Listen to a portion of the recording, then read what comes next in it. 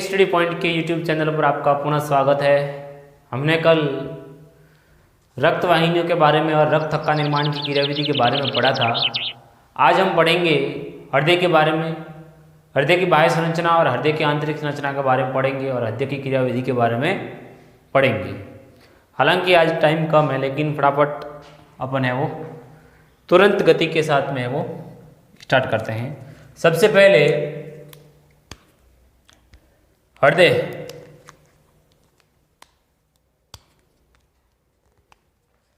घड़ी बना सकते हो आप। हृदय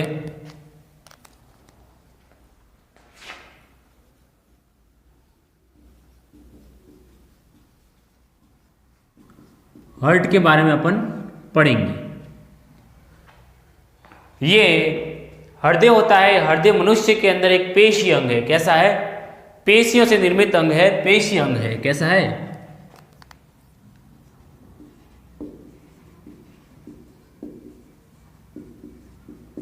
पेशीय अंग है। और इसकी उत्पत्ति के बारे में बात करें, इसकी उत्पत्ति मेसोडर्म से होती है,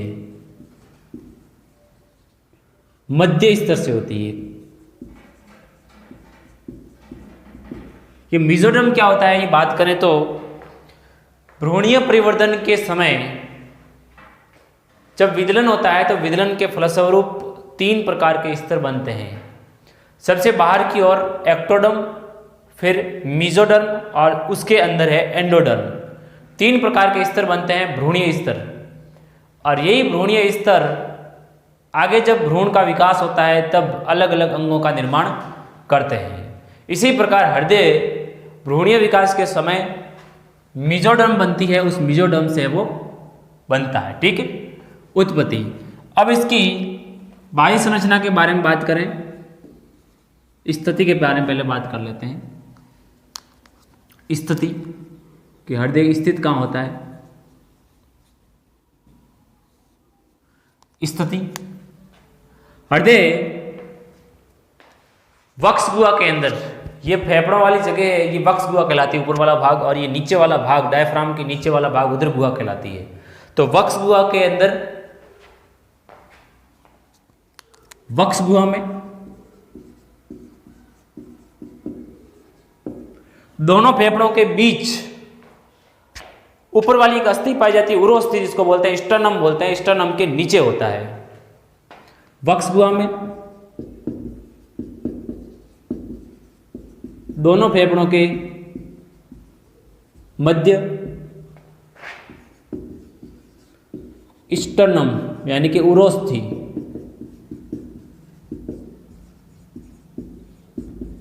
नीचे कहाँ स्थित होता है? वक्ष गुहा में दोनों फेफड़ों के मध्य स्टर्नम के नीचे स्थित होता है। ठीक है, अपन इसके आमाप की बात करें,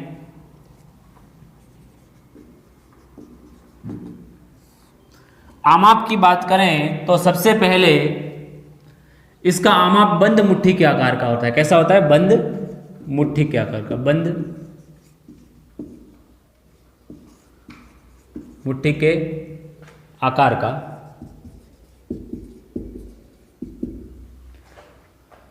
साइज देखें तो लगभग 5 इंटू 3.5 इंच होती है। ठीक है, बंद मुट्ठी के आकार का। इसकी बाह्य संरचना के बारे में बात करते हैं, हृदय की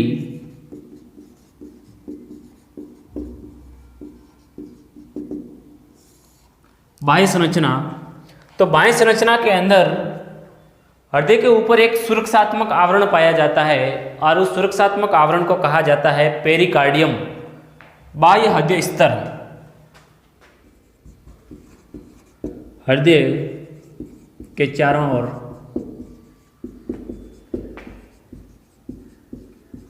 सुरक्षात्मक आवरण पाया जाता है, जिसे हृदय आवरण, यहाँ इसका एक और नाम है पेरिकार्डियम, इंग्लिश में बोलते हैं पेरिकार्डियम। कहते हैं। ठीक है, ये पेरिकार्डियम दोहरी झिल्ली युक्त है। कैसा है? दोहरी झिल्ली युक्त, दोहरी झिल्ली युक्त। दोहरी झिल्ली में सबसे पहले अपन बाहर की ओर बात करें, बाहर की ओर एक झिल्ली पाई जाती है जिसको कहा जाता है visceral pericardium. Visceral pericardium, visceral.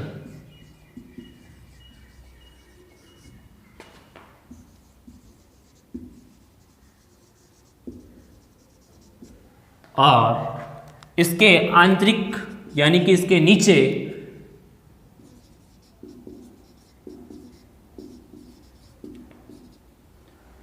अंदर की ओर एक और झिल्ली पाई जाती है जिसको कहा जाता है parietal pericardium. Parietal pericardium, parietal pericardium.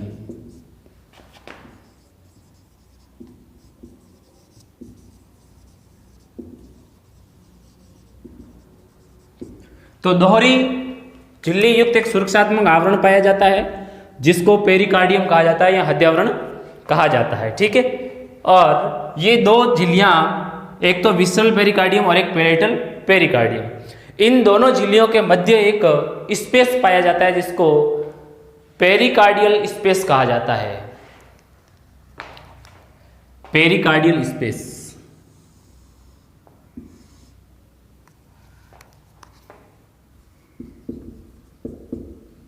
दोनों झिल्लियों के मध्य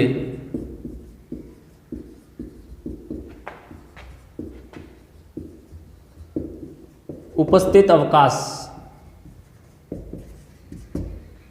को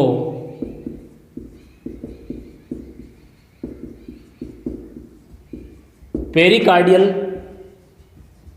अवकाश कहते हैं। और इसी पेरिकार्डियल अवकाश के अंदर भरा रहता है पेरिकार्डियल द्रव्य। क्या भरा रहता है? पेरिकार्डियल फ्लूइड भरा हुआ रहता है। पेरिकार्डियल अवकाश के मध्य या अवकाश में पेरिकार्डियल द्रव्य भरा हुआ रहता है। द्रव्य भरा रहता है। और इस द्रव्य का अपन कार्य की बात करें, पेरिकार्डियल द्रव्य का कार्य, ये क्या काम करता है? ये दो कार्य करता है। पहला तो ये हृदय की बाहरी आघात से क्या करता है?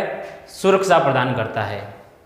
हृदय की बाहरी आघात से सुरक्षा प्रदान करता है। और दूसरा कार्य इसका है, ये हृदय भित्तियों के मध्य होने वाले घर्षण को कम करता है। यानी कि हृदय जब पंपिंग की क्रिया करता है तो इनकी भित्तियों के बीच में जो घर्षण होता है उसको कम करने का कार्य भी पेरिकार्डियल फ्लूइड करता है। ठीक है, पहला कार्य हृदय की बाहरी आघातों से सुरक्षा करना, और दूसरा है हृदय झिल्लियों के मध्य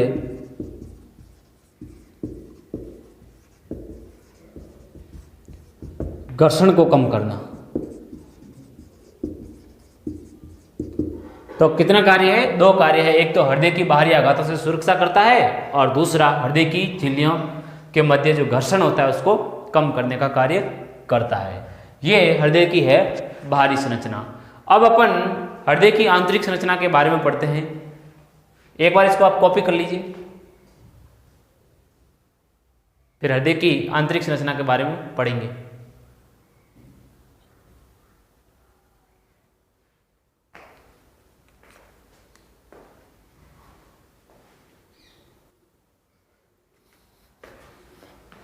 मैं मिटा रहा हूं, मैं मिटा चुका हूं।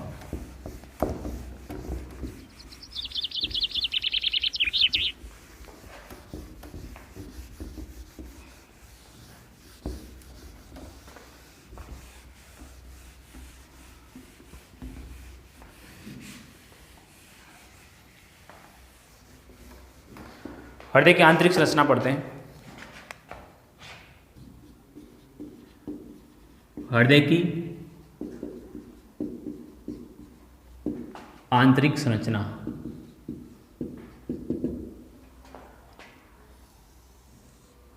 हृदय की आंतरिक संरचना के अंदर जो हृदय का सुरक्षात्मक आवरण पाया जाता है, जिसको अपन पेरिकार्डियम कहते हैं, उसके नीचे हृदय की भित्तियां पाई जाती है। क्या पाई जाती है? हृदय भित्तियां। ये हृदय भित्तियां के 3 स्तर होते हैं। कितने स्तर? 3 स्तर होते हैं। सबसे बाहर की ओर जो स्तर पाया जाता है, जिसको कहा जाता है एपिकार्डियम। एपिकार्डियम। और उसके नीचे मध्य में एक स्तर पाया जाता है, जिसको कहा जाता है मायोकार्डियम। और सबसे अंतिम अंदर की ओर एक स्तर पाया जाता है, जिसको कहा जाता है एंडोकार्डियम। कितने स्तर है टोटल? 3 स्तर है। एपिकार्डियम की बात करें तो ये सबसे बाहरी स्तर है। क्या है? बाहरी स्तर है। और ये सरल सल्की उपकला ऊतक का बना हुआ होता है। सरल सल्की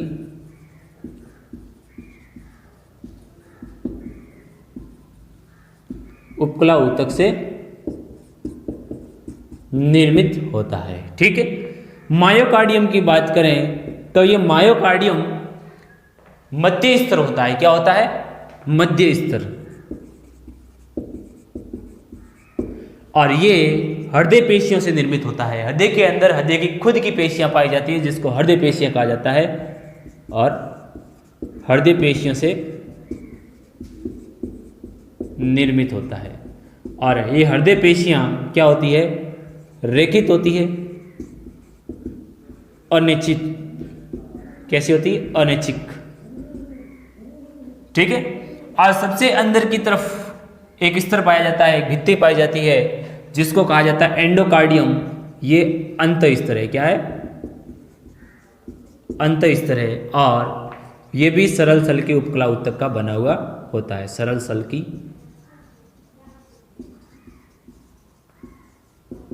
उपकला ऊतक से निर्मित। ठीक है। यह है हृदय की भित्तियां। अब अपन बात करेंगे हृदय के कक्ष के बारे में पढ़ेंगे। सबसे पहले डायग्राम बनाएंगे।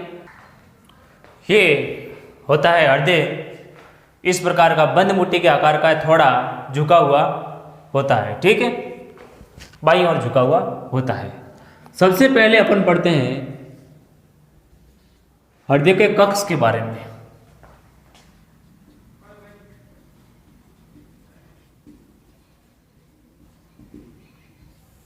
हृदय के अंदर आपको 4 कक्ष दिखाई दे रहे हैं। 2 कक्ष ऊपर की ओर छोटे और 2 कक्ष नीचे की ओर बड़े। ऊपर कक्ष होते हैं, इसको कहा जाता है आलिंद, और नीचे वाले कक्ष कहलाते हैं निलय। हृदय में कुल कितने कक्ष होते हैं? 4। ऊपरी छोटे 2 कक्ष क्या कहलाते हैं?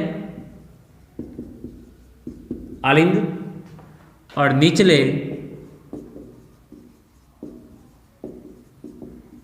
बड़े 2 कक्ष क्या कहलाते हैं? निलय। टोटल कितने कक्ष है? 4 है। 1 2 3 4। इसका नाम दें तो ये हृदय का कौन सा भाग है? बायां कि दायां? आप कैसे पहचान करते हो बायां और दाएं के अंदर? मैं खड़ा हूं यहां पर, मैं आपको सिखा रहा हूं कि हृदय किस प्रकार का होता है, इसलिए मेरे अनुसार चलेगा। ये मेरा कौन सा भाग है? दायां कि बायां? ये मेरा कौन सा भाग है? दायां कि बायां? दायां भाग है। और ये वाला मेरा कौन सा भाग है? बायां भाग है। तो ये दायां आलिंद और ये बायां आलिंद। ये दायां निलय, और ये बायां निलय। ठीक है, इस प्रकार से। अब अपन हृदय में पाए जाने वाले पट्ट की बात करें। हृदय के पट्ट, तो हृदय में मुख्य रूप से 3 प्रकार के पट्ट पाए जाते हैं जो हृदय के कक्षों को विभाजित करने का काम करते हैं। हृदय के कक्षों को अलग अलग विभाजित यानी अलग अलग रखने का काम है वो हृदय के पट्टों का है। किसका है? पट्टों का है। मुख्य रूप से हृदय के अंदर 3 पट्ट पाए जाते हैं। पहला पट्ट अंतरा आलिंद पट्ट। ये अंतरा आलिंद पट्ट पाए जाते हैं, ये दोनों आलिंदों के मध्य पाए जाते हैं। दोनों आलिंदों के मध्य मोटा स्तर है। कैसा है? मोटा स्तर है। ठीक है। दूसरा होता है अंतरा निलय पट्ट। ये अंतरा निलय पट्ट दोनों निलयों के मध्य पाया जाता है। दोनों निलयों के मध्य, और ये थोड़ा ये भी मोटा होता है। कैसा होता है? मोटा स्तर है, मजबूत होता है। ठीक है। और तीसरा स्तर पाया जाता है वो आलिंद निलय पट्ट। आलिंद निलय पट्ट यानी कि ये आलिंद और निलय के मध्य पाया जाता है। आलिंद व निलय के मध्य, निलय के मध्य पाया जाता है। ये हृदय तीनों पट्टों के द्वारा क्या रहता है? विभाजित रहता है। सबसे पहले मैंने बताया कि अंतरा आलिंद पट्ट इन दोनों आलिंदों को अलग करने वाला एक पट्ट होता है। अंतरा निलय पट्ट दोनों निलयों को अलग करने वाला पट्ट, और अंतरा आलिंद और अंतरा निलय पट्ट यानी कि अंतरा आलिंद और निलय पट्ट यानी कि आलिंद और निलय को अलग करता है। ठीक है। अब अपन पढ़ेंगे हृदय के अंदर पाए जाने वाले कपाट। कपाटों के बारे में बात करते हैं।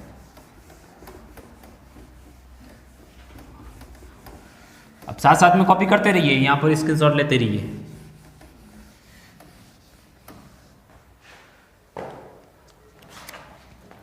हृदय के कपाट।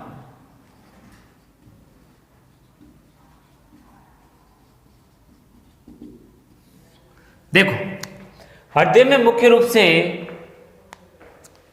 4 कपाट पाए जाते हैं। कितने? हृदय के अंदर 4 कपाट पाए जाते हैं। ठीक है। सबसे पहले इस दाएं आलिंद और दाएं निलय के द्वार पर एक कपाट पाया जाता है जिसको कहा जाता है त्रिवलनी कपाट। मांस के 3 वलनों से निर्मित होता है, इस प्रकार का 1, 2 और 3। और ये वाला कपाट होता है, ये क्या है? त्रिवलनी कपाट। आपको कोई पूछे कि त्रिवलनी कपाट कहां पाया जाता है, तो दाएं आलिंद और दाएं निलय के छिद्र पर पहला कपाट है त्रिवलनी कपाट। ये त्रिवलनी कपाट होता है, ये दाएं आलिंद व दाएं निलय छिद्र पर। ठीक है। दूसरा कपाट पाया जाता है द्विवलनी कपाट। द्विवलनी कपाट, ये द्विवलनी कपाट होता है, ये बाएं आलिंद और बाएं निलय के बीच में मांस के 2 वलनों से निर्मित होता है, इसलिए ये द्विवलनी कपाट है। क्या है? द्विवलनी कपाट। ठीक है। बाएं आलिंद व बाएं निलय छिद्र पर। ठीक है। और तीसरे प्रकार का कपाट पाया जाता है वो पाया जाता है एक तो महाधमनी के छिद्र पर और एक फुफ्फुसीय धमनी के छिद्र पर। कौन सा है? अर्धचंद्राकार कपाट, अर्धचंद्राकार कपाट, सेमिलुनर वाल्व। ये कपाट होता है, ये मैंने कहा, ये जो नलिका आपको दिखाई दे रही है, ये नलिका आपको दाएं नीले से ऊपर की तरफ जाकर के दो सिरों के अंदर, दो छिद्रों के अंदर बढ़ जाती है। इसको कहा जाता है फुफ्फुसीय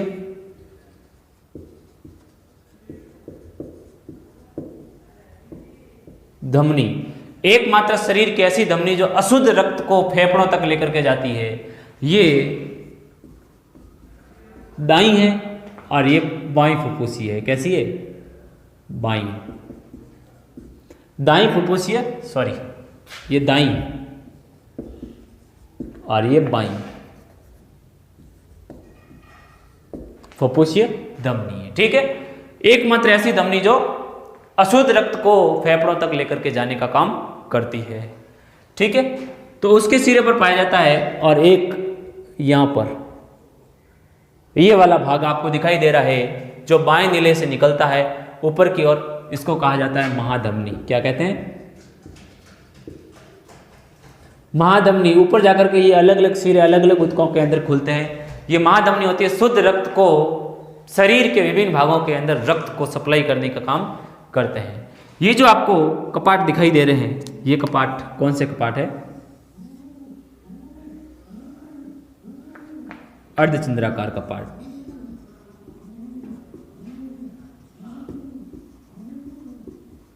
तीन प्रकार के कपाट है और चार कपाट, टोटल कितने हैं? चार कपाट है। ठीक है, अर्धचंद्राकार कपाट यहां पर अपन लिख सकते हैं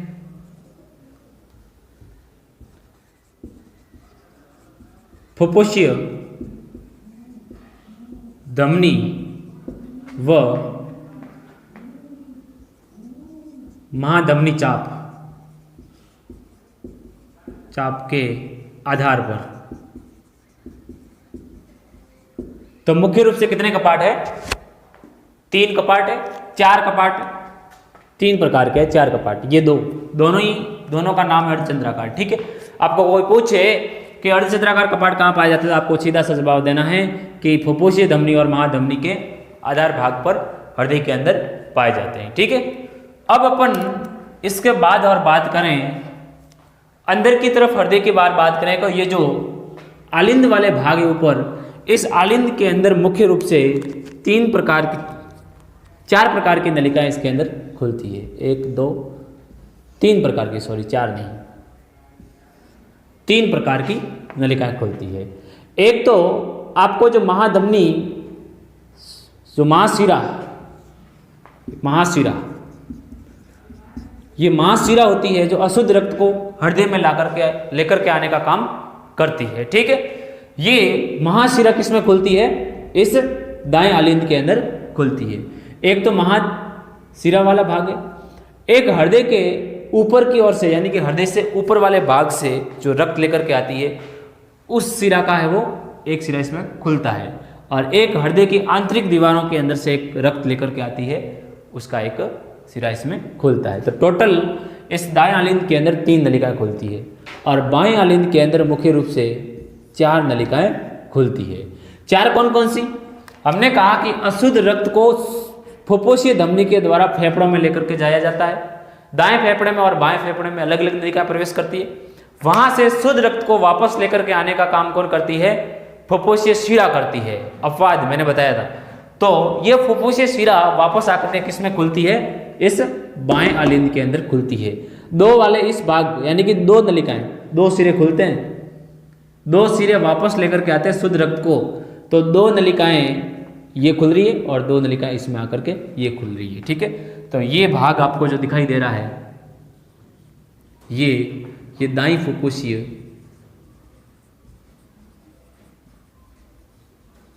फुफ्फुसीय शिरा है। क्या है? और ये वाला आपको भाग दिखाई दे रहा है, ये बाईं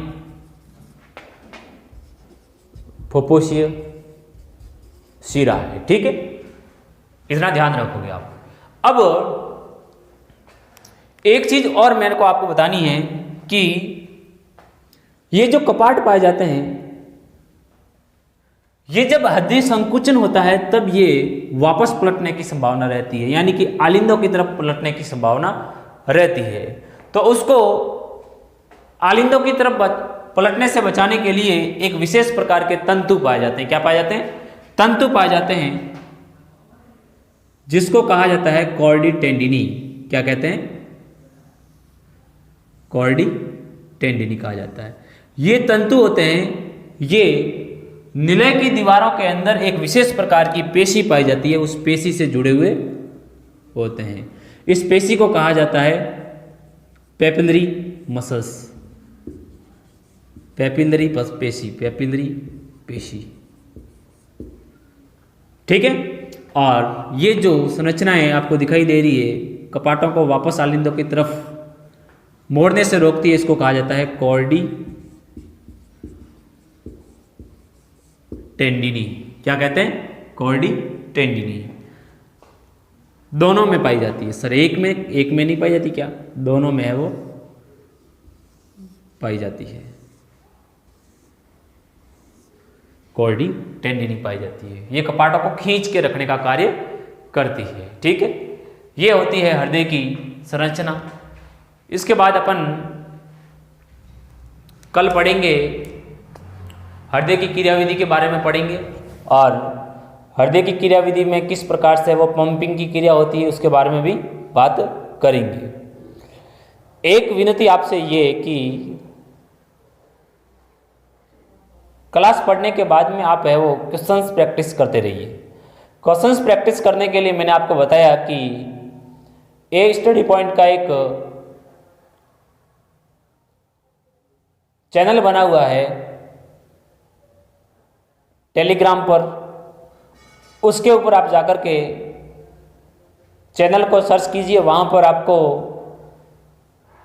रिक्वेस्ट भेजिए, यहाँ लिख के भेजिए कि मुझे क्वेश्चन पेपर की या क्वेश्चंस की ज़रूरत है, तो वहाँ पर आपको मिल जाएंगे। ठीक है, दूसरी बात, यदि आप कोई मार्केट से नई गाइड खरीदना चाहते हैं क्वेश्चन प्रैक्टिस के लिए, तो आप गाइड है वो आराम से खरीद सकते हो। इसके अलावा और पढ़ने का माध्यम मैं आपको बताऊं कि 11th और 12th की जो नीट की प्रिपरेशन कर रहे हैं उनके लिए तो एनसीईआरटी बेस्ट है। इसके अलावा आरबीएससी की जो बुकें चल रही है 11th और 12th की, वो आप ला करके है वो आराम से पढ़ सकते हो। ठीक है, ओके, थैंक यू।